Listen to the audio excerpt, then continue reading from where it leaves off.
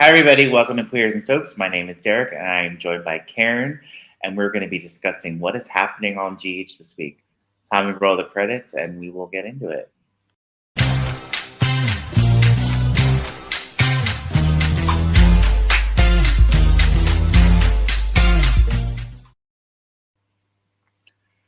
So, Karen, it's November, right?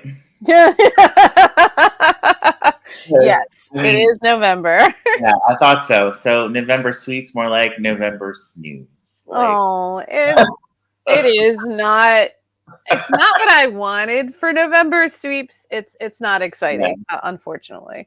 Couple yeah, cool things, but overall, yeah. There's been some cool developments, but overall, it's just kind of like, meh. I hate But to say that.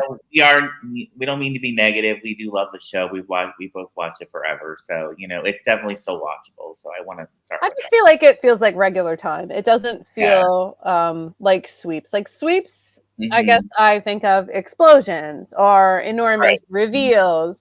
And it's not like important things aren't happening. Obviously, we're doing Sam's funeral this week and the trial has started for Ava. But it just feels like everything that's happening is just regular time stuff. It's not the big. It's not monkeypox. It's not the Metro Court exploding. It's Right. It's not the years past that we've loved. So we'll see.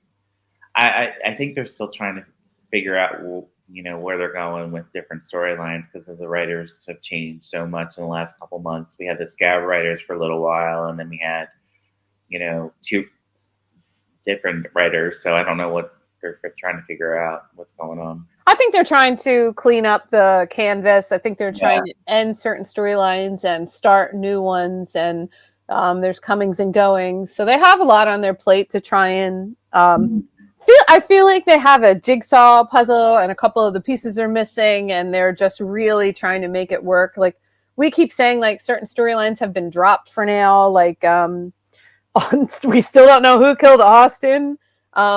It's been a minute, and we John Cates is dead, and the feds have just decided it's not a big deal because they're not.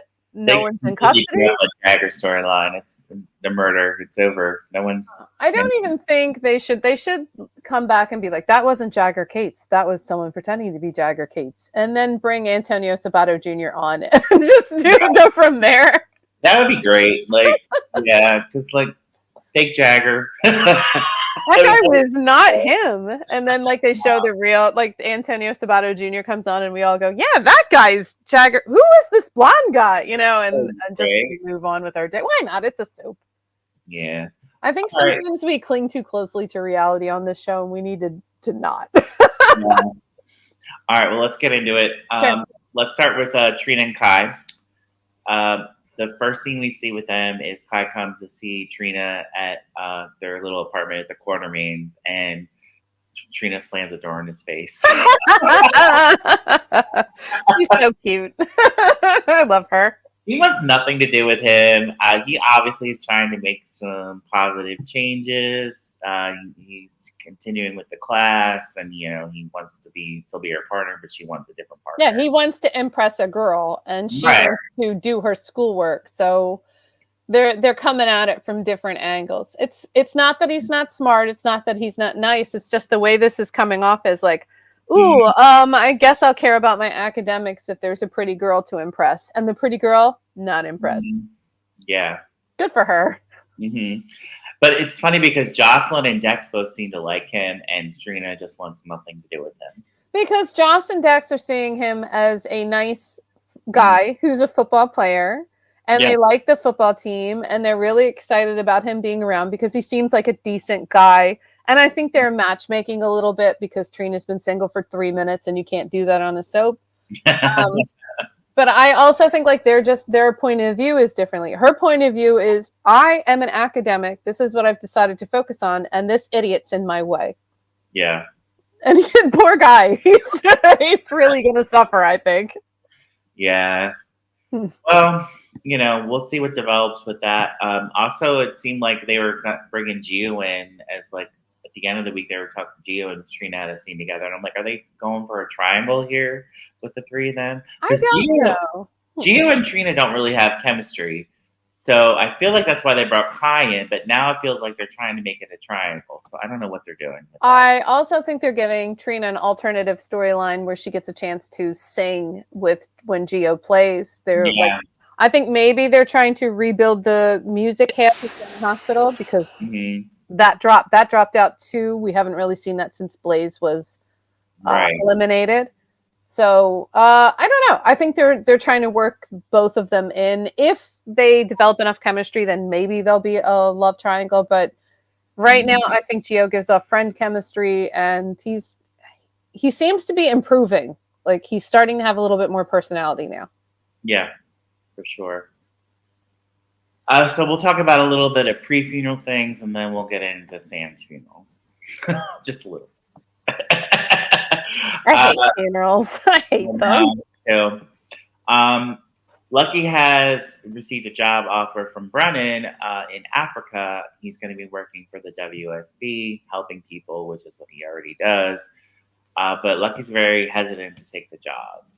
Lucky doesn't know what he wants to do. He's caught between what he thinks he should do and what he actually should be doing because he feels useless in town, so he wants to go back to Africa, which I hate the way they talk about Africa like it's not a billion countries and all kinds of levels of society. It's just this place they go to save people. It's just so weird. There's no modern cities there. Like it's crazy. It's crazy to talk about it the way they talk about it. It's like so 1985 to talk about Africa like this. Yeah. It's the Christian Children's Fund. Save the babies. So Molly and Christina, let's talk about them a little bit. So it feels okay. I don't know. Like first, Christina calls the baby Adela again in front of Molly. I hate that. I do too. And then Molly just kind of like brushes off and gives her a hug, and I was like, "This is weird." Like I know the funeral's about to happen, but like no. Like you can still go off on her. It's fine with me. I feel like Molly's doing what she always does, which is swallowing down her own feelings and emotions for everyone else in the family. Yes. I don't think she should be making up with Christina when Christina has given zero ground. I agree. Calling the baby Adela is just ignorant. Like it's just mean. There's no reason to do it. Like, she's so self-involved that she can't even see she's hurting her sister by calling her sister's baby by the name she decided to give the baby she was going to steal. Right. And later, but we'll get to this later, but later on in the week, she starts saying our baby. And I was like, okay, well, that's better, but you don't mean that. You're just trying to get Molly on your side. Yeah, because she wants her help in going after Ava. Exactly, like, it's just crap. Mm-hmm. Yeah. So Alexis and Rick get into a little bit before the funeral because Rick arrives to wish Molly a happy birthday and give her a gift. I forget what the gift was. It was like tickets to something. I don't remember. Yeah. But Alexis like he has no place here, so she goes and has a confrontation with him. And that was about it before the funeral. And then Danny walked in on Lucas at the funeral, the pre-funeral, and yelled at him and told him he was the reason that his mother was dead, and Lucas leaves. And that was a weird ending to Monday's episode, which I don't know why they do that now. They just end it on like such weird notes, like no, like it's like okay. Some days it's an amazing end where you know something intense is going to happen the next day, and then other times it's just like, okay, that was the end. Oh, I was waiting for through ads for it to continue, and I'm like, oh, that's the end. Okay, weird. Yeah. It was too weird, I guess, just because Lucas left the room, and I was just like, oh, poor Lucas. He has to deal with this over and over again. Mm-hmm. And they don't even know the cause of death yet before the funeral. Right. Which, I think that makes sense. I can't believe they missed the opportunity for Alexis to attack Laura over the fact that her daughter died giving a liver to her daughter. Like, Yeah. I can't believe that they skipped that. The dramatic, even though it would be, just emotions, like high running emotions, why Hmm. wouldn't you have that scene? Like, have Alexis freak out, have her scream, have her have the emotions. She's allowed to have an angry, emotional reaction. Her daughter died. Yeah, I agree. All right, so let's talk about the funeral a little bit. Okay, so what I want to say about the funeral was no one in real life would be able to talk like that about a loved one dying for so long. Like, and there were so many people that spoke, including Sam's sisters, her mother, even Dan, her kids. Danny spoke. Jason No, spoke. they Beyonce can. I spoke. mean, they can speak a lot. Like, it just depends on I mean, the type I've of been to funeral. relatives' funerals and I can't say anything, and like not at least not a lot.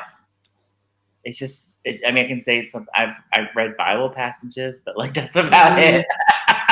it. It's Yeah. very, it's I don't know. Like I just don't think that if someone like really close to me in my family passed away, I would be able to get along like soliloquy like that. It just wouldn't work. My problem with the people giving the various soliloquies, if you will, is that Mhm. half of them hated Sam for most of Sam's life. So having Carly's speech was funny. Having Carly give like this big speech about how they were friends when they were enemies up until 3 minutes ago was hilarious. I She loved did that. acknowledge that they were not friends, though, so I'll give her She did. She did. I give that. her. I feel like Laura Wright did an incredible job of transitioning from we hated each other to we respected each other to we were Mhm. sort of friends. Now I don't know if Sam would agree that they were sort of friends. I think she would probably be like, "Well, we went from enemies to okay acquaintances." Already, basically. And then Liz had to basically give that exact same speech. She was like, "We hated each other, and then I we feel like hated each other some more." I feel like that she had a more rocky relationship with Liz than with Carly, but Well, that's because I don't think Sam ever took Carly seriously because all yeah, Carly ever did was try to get Jason's attention. So she thought Carly was more annoying than anything else. yeah, Whereas Liz was a true rival for her. And I do yeah, think that exactly. them becoming friends was a harder slog than her and Carly. Absolutely, I It agree. was fun to watch Liz give that speech, though, to be like, yeah, and now we were friends. And like they were basically co parents. They used Liz to and talk all Amanda, the time. they became friends as mothers, which is cool. Like Yeah, it was very cool. too. Hmm. So Laura was noticeably absent from the funeral, but I feel like she should have been there just because Sam saved her daughter's life. It was a little, I don't know. That's a tricky one because, yeah, again, because of her request, Sam is dead. She may not have felt comfortable being there and drawing attention. yes, but Lucky did go, and that was good because he was Lucky, the Lucky boss was of her. beautiful. Yeah, Mhm.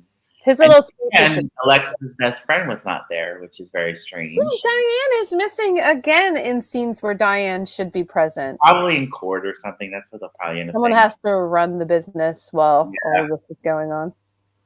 yeah. Um, so let's talk about Christina's lovely little tribute to her sister. Molly was great. I enjoyed what Molly had to say. It was very heartfelt. But Christina, on the other hand, okay, we have a little picture we can show. And I found this on Facebook. It's really, really funny. And then the caption said, me, me, me, me, me, me, me, me. And I don't know who posted it, but if you did, please let me know. And it's hilarious. I absolutely love Her it. speech was literally about everything Sam added to her life and everything Exactly. Sam did for her and how she will Mhm. miss Sam because Sam fixes her messes. And it was like Mhm. the amount of times she said my sister and me was an Yeah. excessive amount. And I feel like when Molly got up there, Molly had to almost temporize everything that Christina said by like taming it down and being like, yeah, like my sister said, I agree, and then like making it make more logical sense. But it Right. was it's it's intensely sad the way they're writing Christina as so self-absorbed.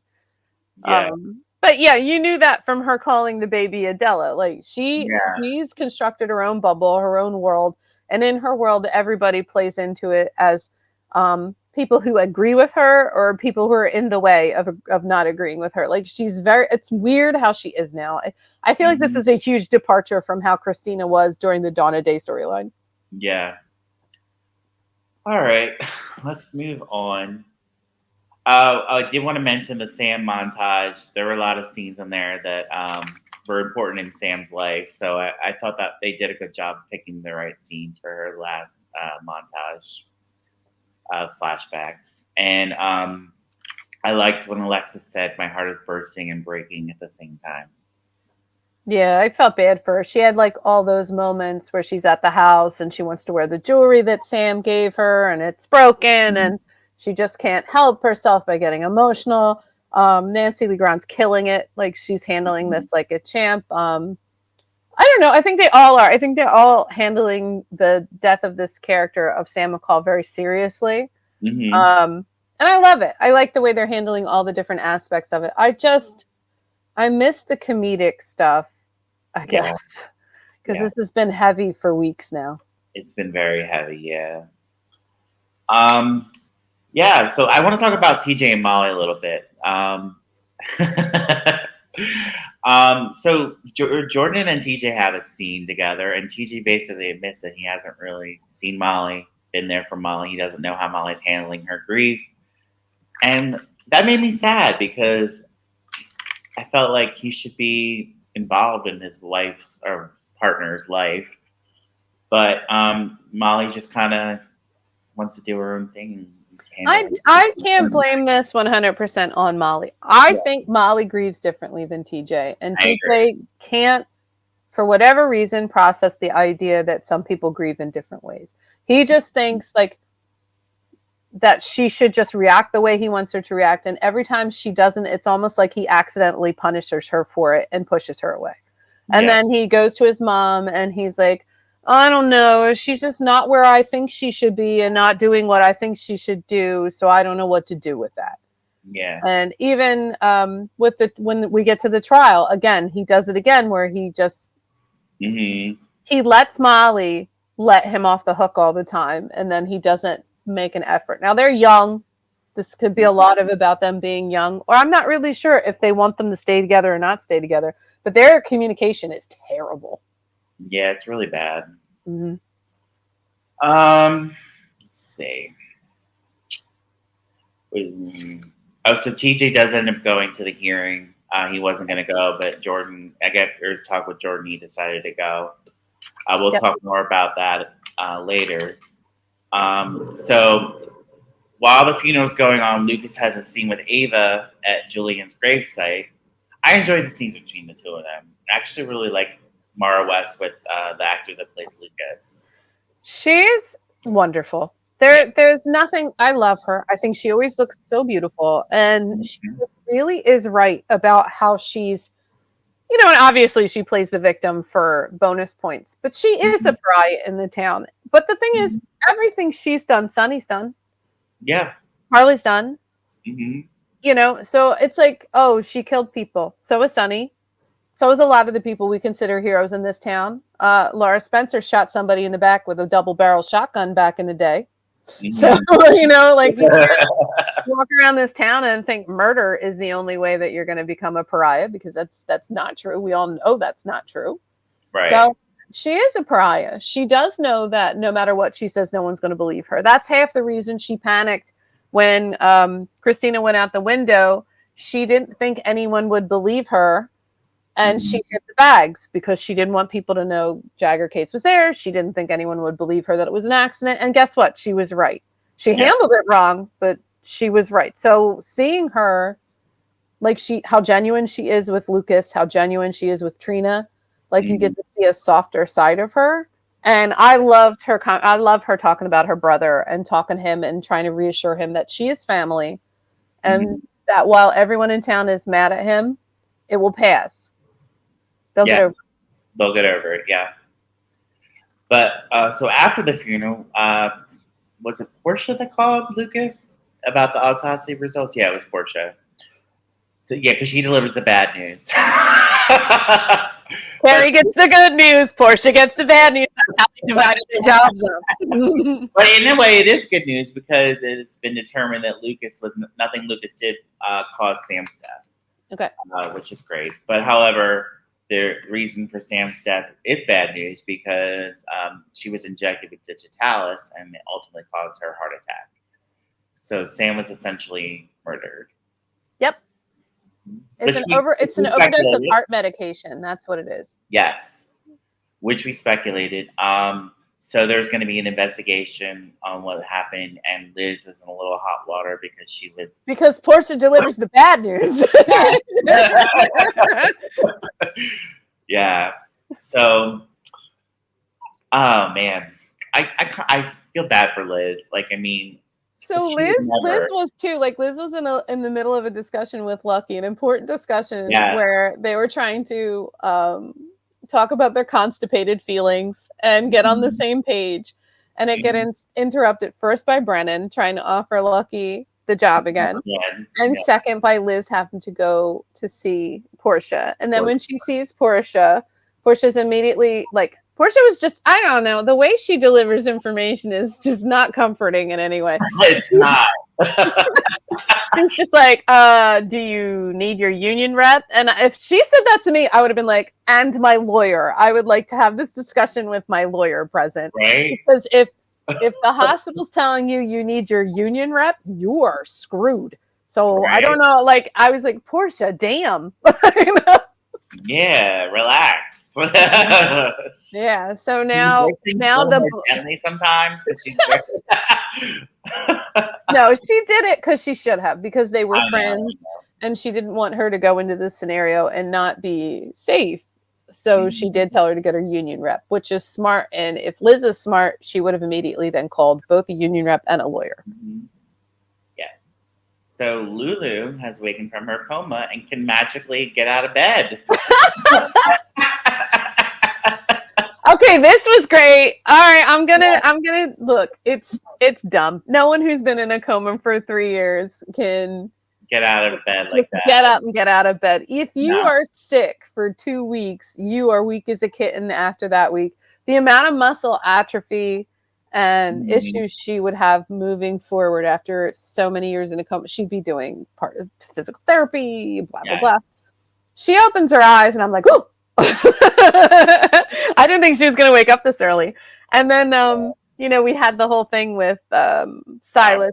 Yeah. And then she literally pulls up and looks at her incision, which has no sutures, no sutures, nothing. And I guess it was medically glued shut. Whoever did the closing procedure after Isaiah's surgery was just like, crazy glue's good enough. Let's get out of here. She's in a coma. It doesn't matter. It's a long surgery. She's in a coma. Who cares if she has the most hideous scar along her body as possible? Right. And she looks at it like it's so funny. She wakes up and she's just, you can see she's like, where the hell am I? What is happening? She has her memory because she knows something about Cyrus that she does not supposed to know. Yes, but she does full on get out of the bed, fall on the ground, push herself up, get back into the bed, and not once did her heart monitor tech sound an alarm. No, nobody. She's still pretending to be in the coma because she knows Cyrus is after her. But how come none of her equipment went off? If she fell out of the bed, her heart rate would have spiked. Yeah. Somebody would have saw it. Alarms would have kicked off. People would have been in the room within minutes, less than minutes, depending on how many people it is. Yeah. None of that happened. She was able to fall. Does she have perfect control over her heart? She must. Can she pass any lie detector test? Is she magic? Yeah. Yay. So. For her. Yeah. I loved it though. Even though I was watching it the entire time, I'm going, this can't possibly happen. Right. I was like, whatever. I think when we were me and Tom were doing podcasting, we mentioned like it's just a soap. You can't think too much about it. It doesn't make sense. I know. On one hand, I would say absolutely yes, but on the other hand, they force reality down our throats so often. It's like you got to pick a side. Either you're magical realism or you're not. Let's go. Yes, for sure. that was what was good about Passions. It never made sense, but it was also like magical and crazy. So Yeah. You can accept a lot. Like, I think one of yeah. the things is once a show establishes what their mythos is, they have to stick to it. Mhm. So if you establish that your borderline reality, which General Hospital is borderline reality, except for Mhm. that time the world was frozen, except for that time an alien showed up, Yeah. for a few a few minor infractions, General Hospital stays close to reality. So sometimes when things fantastical happen, you have to go, okay, maybe we shouldn't have done it that fantastically, but also an alien landed in town once. I guess we're okay. Yeah. Guess we're okay. All Shout right. out Casey the alien. So Alexis meets with Drew and Jason, who are still not. They still have the fallout from the fight that they had. Drew still has marks on his face, and Nina touched those up before the funeral. But there's still a lot of tension between the two of them. And Alexis tells them that Sam's wishes were that Scout and Danny live with Drew. Right. Jason wants to let Danny decide where he wants to live, and Drew's fine with that. So, And Alexis treats them the same way she treats her daughters. She's just yeah, like, basically shake hands, kiss and make up. You're brothers and you have to be friends. And they're like, yeah, no, we don't. We no, didn't we even grow don't. up together. And both of us have traumatic brain injuries. Right. Facts. I was going to say one, and then I remember Drew had No, the memory transfers and all that. Like, you both have traumatic brain injuries, guys. yeah. All right, so this was great. Dante and Jason talk, and after seeing the bonding between Rocco, Danny, and Scout, Jason is going to be moving back in the Quartermaines along with Dante. And I think I texted you, I was like, Monica would be doing black flips right now if she were on screen. I can't tell you how many years Monica's been trying to get everybody back into the house together, like in typical fashion. I was actually talking to my mom at the time, and I was like, "This is really Alan's dream." Like Alan would have loved this. You would have loved that too, yeah. But I do want to point out that Jason didn't make any hasty decisions. Jason went to Sonny first to talk it out and ask his advice, which is normal for him. And Sonny was like, if it were me, I'd fight for my son. And Jason's like, it's not that I don't want them to stay together. I want them to stay together. But I also want Danny to have a voice in what happens. And also, I don't want Drew raising my kid. Yeah, and he's correct. I wouldn't. Yeah, I wouldn't want Drew raising my kid either.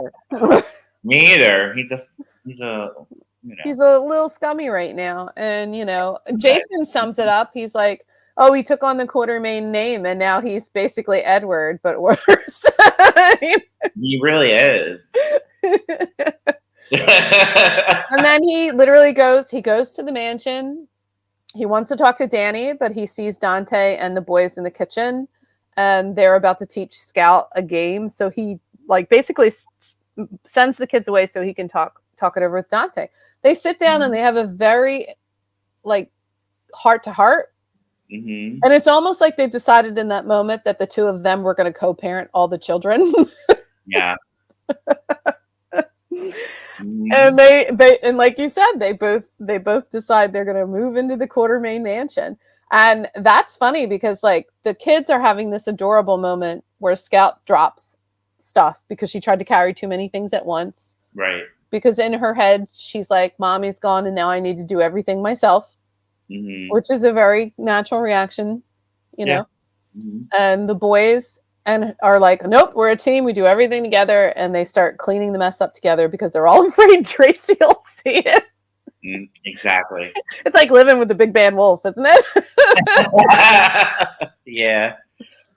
And while they're doing that, Dante and Jason see them. And I think it really hits Jason again and Dante that it's not right to take Rocco away from Scout and Danny, and it's not okay to take Danny away from Scout and Rocco. They're a unit, they're a family unit.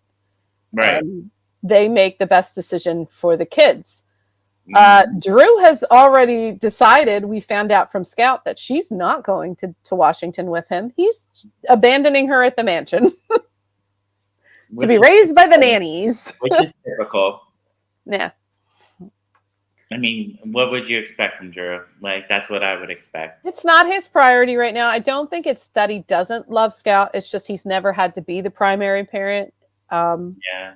so sometimes I don't feel like he has the attachment the other ones seem to have. Like Jason didn't leave Danny because he wanted to. Mm-hmm. You know, he was dead. Yeah. All right. But it Well, was, I liked that. That was kind of my favorite part of the week. okay. Nice. I like that. Mhm. Let's talk about the trial. That's kind of how we ended the week. We're getting ready for the trial, Ava's trial. So we were talking about Christina earlier and how she was finally saying "our baby" to Molly because she's trying to convince Molly to not perjure herself, but not get Ava, just to try to get Ava convicted however you can, basically. She is basically saying, "Don't say all the bad things you think about me. Right.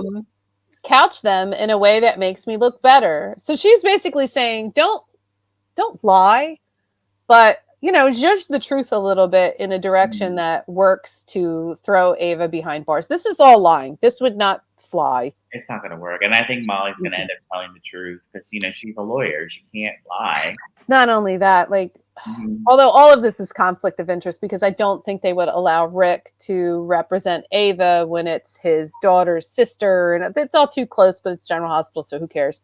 Yeah. But like, Rick is an incredibly good lawyer, which people seem to forget. The only people who remember are obviously Alexis, who's always like, yeah, he's a slime ball, but he's a great lawyer. And Molly, who's like, my dad, my mom knows a lot of his tricks, but not all of his tricks. He's a really great lawyer. Mm-hmm. So they're going up against him, and he doesn't think there's a snowball's chance in hell that he's losing. When Ava's nervous about it because she wants fresh air because she's afraid she's going to jail, he's like, you got enough fresh air? Because you're going to get plenty of it. There's no way we're losing. Yeah. And Ava didn't do it. So, like, that's the thing. It's like, she didn't do it. No. And I like that Molly laid into Rick about calling her to the stand because it's just like, why would you do that to me? I'm your daughter. I can't, I mean, I agree with Rick, though. I think if it's not shoved down, because these Davis girls are stubborn, but I think if it's not shoved down Molly's throat that this was an unfortunate accident, she will dwell on it for the rest of her life. So I see what he's doing. I don't know if I agree with it, but I see what he's doing. So this is my question. Is Rick trying to get Molly to see that it was an accident? Is that why he's calling her to the stand? Yeah. Okay. I think he wants her to understand also that it's definitely, I mean, Christine is culpable in a lot of ways. She should not have been there. She should not have been there. Definitely not have been there. Like 8 months pregnant or however long she was. Also, she already talked to everybody and they said that they would prep her for the case and all that. And she ignored all of that and in a fit of temper went over there. Is it an accident? Absolutely. Could it have been avoided? Absolutely. But, Ava's not 100% innocent in the way she reacted to Christina's anger, and she did goad her a little bit because the anger of Christina is the more information she drops. Everybody knows that. Yeah. So I think that was as much culpability as you can give Ava. Yeah. Oh, I wanted to mention, I forgot. I liked Jocelyn and Christina this week. I did like those scenes, and I actually saw a side of Christina that I liked. So yeah, because she took this the first time. Yeah, the first time in a long time she's taken responsibility for anything that happened. And she, made up with Jocelyn. And Jocelyn did save her life, even though they didn't get along. Obviously, Jocelyn's not the kind of person that would leave you to die on the side of the road. She's got more Jasper Jackson in her than, Carly sometimes. Yeah. But yeah, so that was really cute, and I did enjoy that. Over at Bobby's. Yeah. Mm-hmm. All right, so we're wrapping up GH this week with the trial coming next week. Hopefully Thanksgiving happens, or I'm going to be very upset. No turkey, Quartermains. All right, but we are going to be heading over to Patreon. We are going to be discussing some big casting news that we got. Come with us. Yes, and we also have our highlight of the week and some other fun stuff. So please join us for that, and we will see you next week.